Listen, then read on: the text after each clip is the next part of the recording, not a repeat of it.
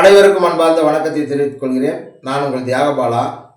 நம்ம இந்த பதிவில் என்ன பார்க்க போகிறோம்னு சொன்னால், ஜோதிட சம்பந்தமாக உச்சபட்ச கௌரவத்தையும் உச்சபட்ச யோகத்தையும் உச்சபட்ச தெய்வ அனுக்கிரகத்தையும் கொடுக்கக்கூடிய ஜாதக அமைப்பு, கிரக நிலைகள், அதை பற்றி சும்மா சிம்பிளாக பார்க்க போகிறோம்.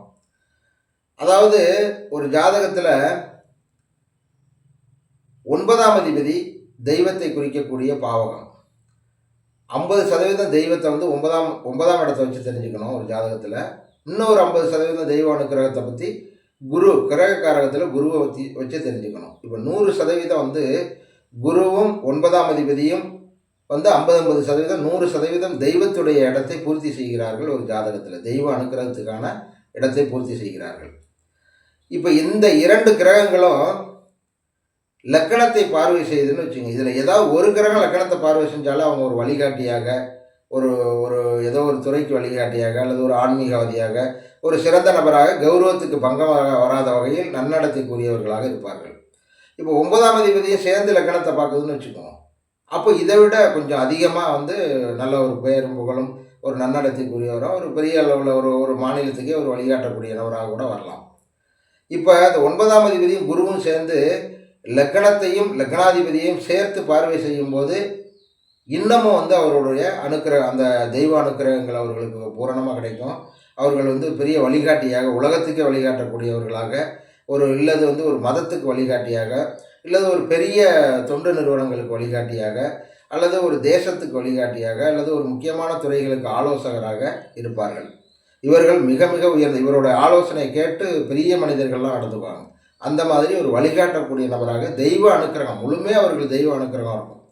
இவங்க வந்து சும்மா ஒரு வாக்கு சொன்னால் கூட நல்லா இருப்பேன்னு ஆசீர்வாதம் பண்ணாங்கன்னா உடனே நல்லா இருக்கும். எப்படி உள்ளவங்களுக்கும் ஒரு மாறுதல் ஏற்படும். அது மாதிரியான ஒரு அற்புதமான ஒரு கிரக நிலை இது. இப்போ இதே மாதிரி வந்து 100% வந்து உயர்ந்த உலகத்துக்கே வழிகாட்டியாக ஒருத்தர் இருப்பார் அப்படின்னு கன்ஃபார்மாக அடித்து சொல்லணும். இல்லை ஒரு தேசத்துக்கே வழிகாட்டியாக இருப்பார், இல்லைன்னா ஒரு மதத்தோட தலைவராக இருப்பார்.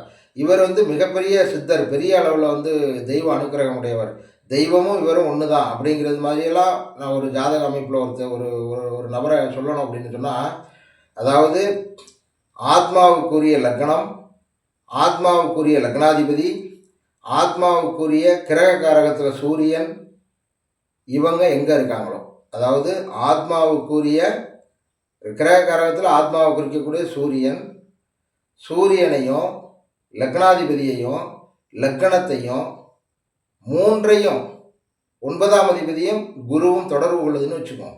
பார்வையோ சேர்க்கை ஏதோ ஒரு வகையில் 9ஆம் அதிபதியோட தொடர்பு, குருவோட தொடர்பு ரெண்டும் வந்து இந்த லக்கணத்துக்கும் லக்னாதிபதிக்கும் சூரியனுக்கும் இருக்குதுன்னு சொன்னால் கன்ஃபார்மாக அடித்து சொல்லிடலாம். இவங்க உலகத்துக்கே வழிகாட்டியாக வருவாங்க. இவங்களோட ஜாதகத்தை நீங்கள் 15-20 வயசுலலாம் பார்க்கவே முடியாது. ஏன்னு சொன்னால் அவ்வளோ உயர்ந்த நிலையில் இருப்பாங்க. அதனால் ஒரு 5 வயசு 4 வயசு 3 வயசு இந்த பிறந்த டயங்களில் இவங்களோட ஜாதகம் கிடைக்க வாய்ப்பு இருக்கலாம். இவங்களோட ஜாதகத்தில் கையில் வந்து இவங்களோட ஜாதகம் வருதுன்னாலே நம்ம வந்து பெரிய புண்ணியம் செஞ்சுருக்கோம். அவங்க ஜாதகத்தை தொட்டோம்னாலே அந்த அளவுக்கு தெய்வ அனுக்கிரகம் உடையவர்கள். இவர்கள் தான் வந்து தெய்வ பிறவி, அல்லது வந்து தெய்வத்துடைய நேரடியான அனுக்கிரகத்தோடு வந்தவங்க, அல்லது வந்து இவங்க தெய்வத்துடைய அவதாரங்கள். இப்படி அவதாரங்கள்லாம் வந்து இப்படி தான், இந்த மாதிரி அமைப்பு உள்ளது தான்.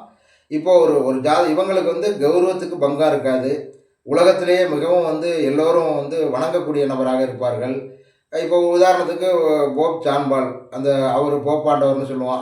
அது மாதிரி தேர்ந்தெடுக்கப்படுபவர்களுக்கெல்லாம் இது மாதிரி அமைப்பு ஓரளவு இருக்கும். ஃபுல்லாக இருக்குமான்னு சொல்லுவோம். ஃபுல்லாக இருந்துச்சுன்னா அவங்க வந்து பெரிய அளவில் ஒரு இயேசுநாதர் மாதிரி, ஒரு கிருஷ்ணர் மாதிரி, ஒரு முகமது நபி மாதிரி பெரிய பெரிய அவங்க வந்து பெரிய வழிகாட்டி ஆயிடுவாங்க. இவங்க மத வழிகாட்டியாக மட்டும்தான் இருப்பாங்களான்னு சொன்னால் இல்லை, ஒரு தேசத்துக்கு வழிகாட்டியது காந்தியடிகள் மாதிரி, இது மாதிரி பெரிய ஒரு வழிகாட்டியாக, பெரிய புகழக்கூடியவர்களாக, நல்லவர்கள் என்று பெயர் எடுத்தவர்களாக, ரொம்ப வந்து அதாவது வந்து உலகத்துக்காக தன்னுடைய வாழ்க்கையை வந்து ரொம்ப அர்ப்பணித்தவர்களாக, மிகச்சிறந்த நபர்களாக, இவர்கள் எங்கே வாழ்கிறாங்களோ அந்த ஏரியாவே நல்லாயிருக்கும். அந்த மாதிரியான ஒரு அற்புதமான ஜாதக அமைப்பு, உச்சபட்ச யோக நிலை. அதாவது வந்து ஆன்மீகம் அல்லது உலக வழிகாட்டி, அல்லது ஒரு பெரிய துறையில் ஒரு கல்வித்துறையில் வழிகாட்டி, அல்லது வந்து ஒரு தேசத்துக்கே வழிகாட்டி, அல்லது ஒரு மதத்துக்கு வழிகாட்டி, இப்படி ஏதோ ஒரு விதத்தில் வந்து ஒரு வழிகாட்டியாக, ஒரு குருவாக, மிக புகழப்படுபவராக, முழுமையான தெய்வ அனுக்கிரகம் உள்ளவராக, தெய்வத்தின் மறு உருவமாக பார்க்கப்படுபவராக வரக்கூடிய ஜாதக அமைப்பு அப்படின்னு சொன்னால் இந்த 9ஆம் அதிபதியும் குருவும் சேர்ந்து சூரியனை லக்னாதிபதியை பார்ப்பதாகும். அப்படி இல்லை, இந்த இந்த இதில் வந்து ஏதாவது ஒன்று சூரியனை பார்க்கல, லக்னத்தையும் லக்னாதிபதியும் பார்க்குது, இந்த 2 கிரகங்கள்லாம் கொஞ்சம் குறையும், அவ்வளவுதான். இவங்களும் பெரிய புகழுக்குரியவங்களாக இருப்பாங்க. அதே மாதிரி ரெண்டும் சேர்ந்து லக்னத்தை பார்க்குது, லக்னாதிபதியை பார்க்கல, சூரியனை பார்க்கல அப்படின்னு சொன்னால் ஓரளவு கொஞ்சம் குறையுமே தவிர இவங்களும் நல்லா புகழப்படக்கூடிய நபர். அதாவது 9ஆம் அதிபதி குருவும் சேர்ந்து லக்னத்தை பார்வை செய்தாலே அந்த ஜாதகம் உயர்ந்த ஜாதகம்னு சொல்லணும். நம்ம அடித்து சொல்லலாம், அந்த ஜாதகம் உயர்ந்த, என்னைக்கு இருந்தாலும் அந்த ஜாதகம் மிக உயர்ந்த நிலையை அடையும், மிக ஒரு தெய்வ பிறவியாக பார்க்கப்படும், அல்லது வந்து ஒரு பெரிய வழிகாட்டியாக பார்க்கப்படும். புதுமையான கண்டுபிடிப்புகளாக, அதாவது வந்து புதுமையான கண்டுபிடிப்புகளை, அசூர கண்டுபிடிப்புகள் அல்ல, அதாவது அழிவை ஏற்படுத்தக்கூடிய கண்டுபிடிப்புகள் அல்ல, புதுமையாக இந்த உலகத்திற்கு ஏதேனும் பயனுள்ள வகையில் கண்டுபிடிக்கக்கூடிய கண்டுபிடிப்புகள். இது மாதிரி கண்டுபிடிப்புகள்லாம் இவங்க தான் நிகழ்த்துவாங்க.